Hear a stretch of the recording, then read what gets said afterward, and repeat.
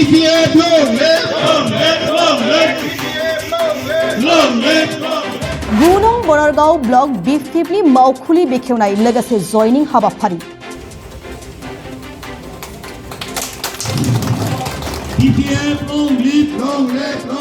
गुबुन गुबुन दोलोनिफ्राय सा 100नि बांसिन सोद्रोमाफोरा BFIFआव हाबफैदों।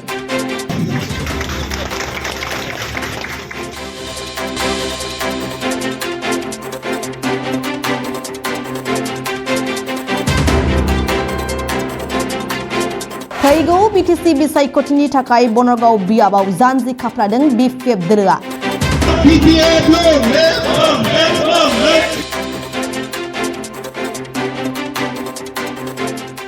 क'क्राझार जिल्लानि सिङाव थानाय गुनं बनरगाव BTC बियाबाव देरहानांगौनि थांखिजों BFIF दोलोआ दासान्दि थाद'नाय गैयै खामानि मावगासिनो थादों। थांनाय खेबब्रै BTC बिसायख'थियाव BFIFनि टिकेट लानानै देरहाबोबाय थानाय गुनं बनरगाव बियाबखौ बे खेबनि फैगौ BTC बिसायख'थियावबो दखल खालामनायनि थांखिजों गोख्रोङै खामानि मावगासिनो थादों बनरगाव बियाबनि BFIFनि दैदेनगिरि मावथिफोरा।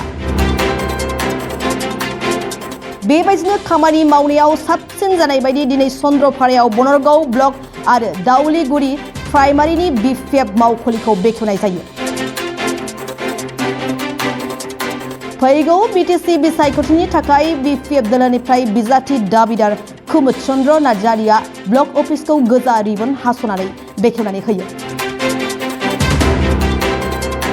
मख'नाय जायोदि BFIF दोलोनिफ्राय बिजाथि दाबिदार कुमुद नार्जारिया बनरगाव बियाबनि रायजो राजाफोरनि अनसायनाय आरो थुलुंगा होनायाव देग्लायनि BTC बिसायख'थियाव बनरगाव बियाबनिफ्राय बिसायख'थि गेलेनो थाखाय आवगायदों।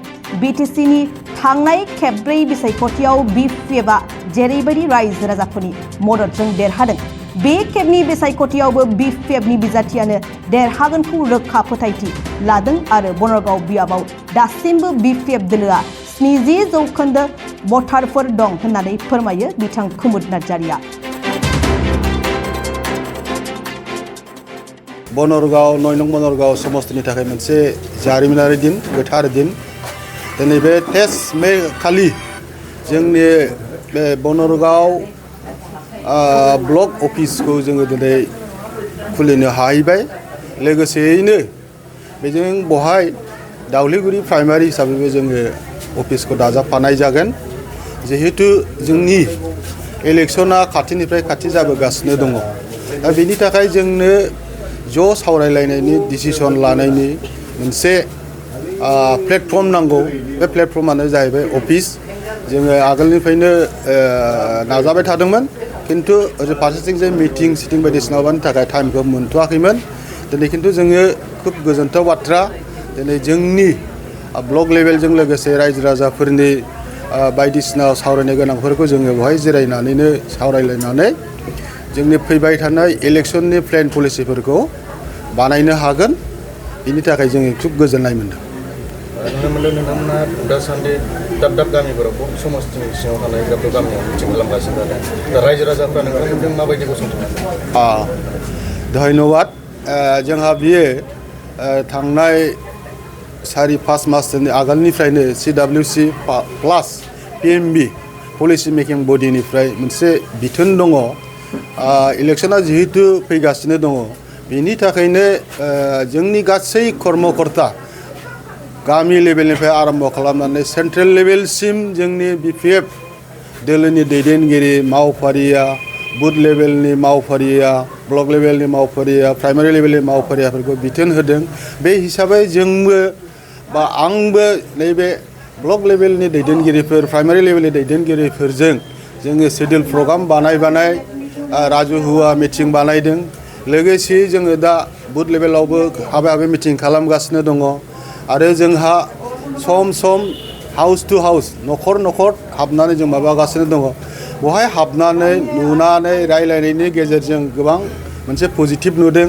रायजो राजाफ्रा गासिबो लुबैदों बे बाराव BFIFखौनो नांगौ।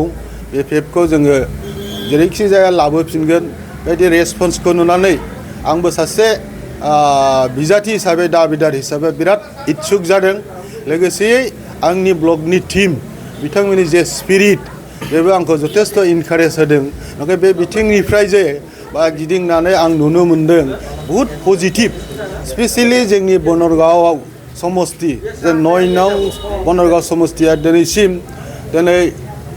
खनबा जागोन नैबे इलेक्सना बहाय खेबसेबो जेनफेराखै बे बारावबो जोङो जेना मानो होननानै बुङोब्ला जोङो भटार एनालिसिस खालामनानैबो मोन्दों जोंनि भटार्सआ दासिमबो मेक्सिमाम दङ 70% दासिमबो जोंनि बिपिएफ हिसाबै भटार्स दङ जों बेखौ अलरेडि एनालिसिस खालामना मोनबाय बे हिसाबै जोंनि टीम आंजों लोगोसे आंनि मावफारिया बिराद खुसि दा जोङो जास्ट बिसोरखौ रिमाइन्ड खालामदोंल' बे हरनि आगोल मोनसे जोङो बिथांमोनजों सावरायलायनायनि गेजेरजों आरोबाव जे बिपिएफखौ लाबोनांगौ बे खोथाखौ जिहेतु बिथांमोना गोसोआव दंखायो जों बिथांमोनखौ जास्ट ओरैनो इनफरमेसन बा बिसोरखौ ओरैनो माबा हिसाबै जोङो सावरायनाय हिसाबै बे प्रग्रामखौ लागासिनो दं बिजेपिनि एमसिएलए राजिब कुमार ब्रह्मजों गोबां बिपिएफनि हेफाजाबगिरिफोरा जयेन जाबाय माबायदि बिथां राजिब कुमार ब्रह्म बा डेम'क्रेटिक कान्ट्रि बहाय बयहाबो राइट्स दङ खालि राजिब ब्रह्मल' नङा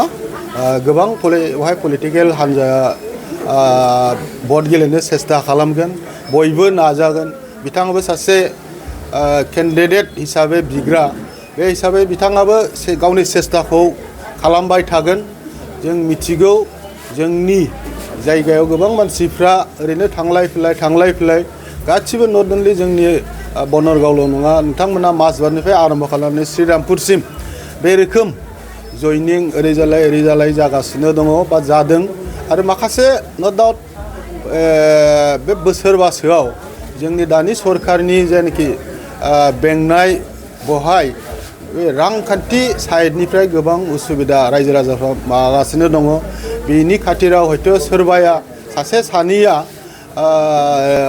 एफा एनै मददनि थाखाय थांदों बहाय मेजर बिदि थाङाखै जेसेबां थांदों बिसोरो साबानि जायगायाव 100 जन देखायदों खिन्थु जोङो लगेनो थांफिननानै बिथांमोनजों रायलायदों बिसोरो जास्ट ओरैनो पेपाराव थानाय बादिल' खिन्थु प्रेक्टिकेलि जोंजोंनो दंजोबो सम जायोबा बिथांमोना गासिबो फैजोबगोन मानो होनना बुङोब्ला बिथांमोना बुथ लेभेल प्राइमारि लेभेल आरो स्पेसियेलि जोंनि ब्लकनि जेनाखि टीम बिराद स्ट्रं बिथांमोनानो बिसोरखौ मोजाङै कन्ट्रल खालामगासिनो दं बिथांमोना खोथा होदों बे साइडनिफ्राय जोङो एथ' सिन्था खालामाखै जोंहा दिनैसिमाव आं दहायनो बुंदों 70%आनो दासिमबो जोंनो दङ बे हिसाबै जोंनो 70% गाहामबो मानसिबो नांखाया खिन्थु अब्लाबो जों मेक्सिमाम मार्जिनाव देरहानायखौसो जों दा जुजिगासिनो दङ